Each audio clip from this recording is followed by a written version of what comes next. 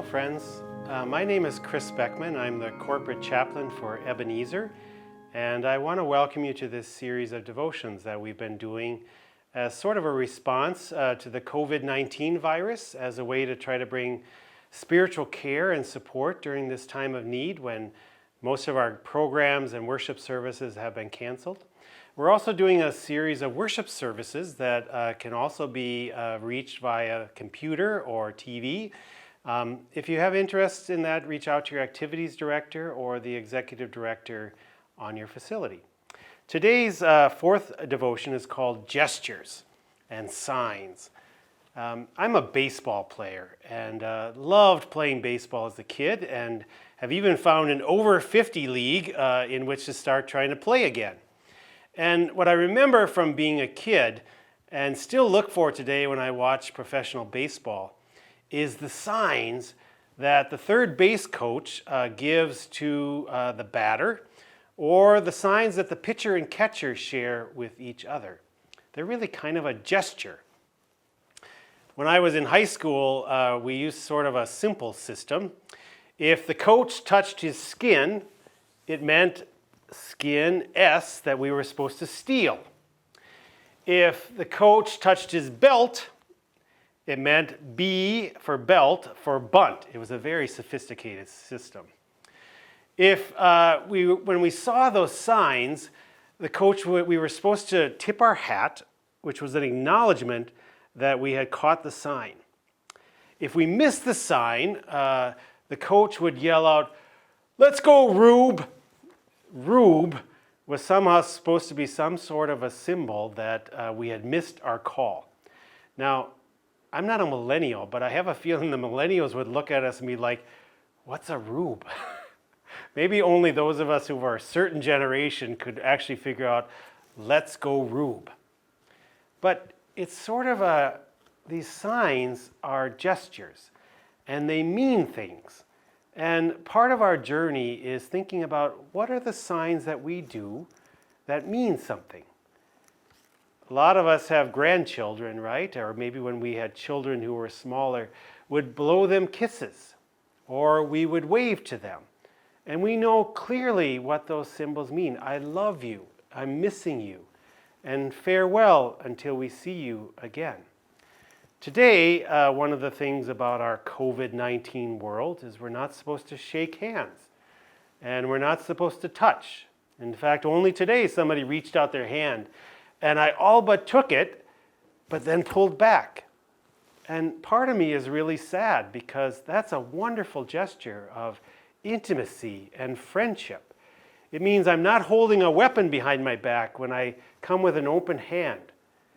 But to help us today, we're trying out new gestures that we hope will mean perhaps similar kinds of beautiful things. A lot of us are not shaking hands, but putting a hand over our heart, which is sort of a way of saying, "My heart goes out to you." And some of us are even putting our hand over our heart and even having a simple bow when we greet each other. And what if we can become as intentional about putting our hand over our heart or bowing in grace to each other? That might even become as powerful and as symbolic as shaking hands or waving or blowing kisses to one another. One of the last times when we had a flu outbreak in the congregation I last served, we would also put our hands over our heart in both a cross-shaped version and a bow to each other. And it turned into this beautifully wonderful, intentional gesture. So perhaps in this time when we're not using really conventional gestures like shaking hands, we might become intentional about something new. And we might even find that putting our hand over our heart or a solemn bow might actually be a beautiful and wonderful gesture with each other.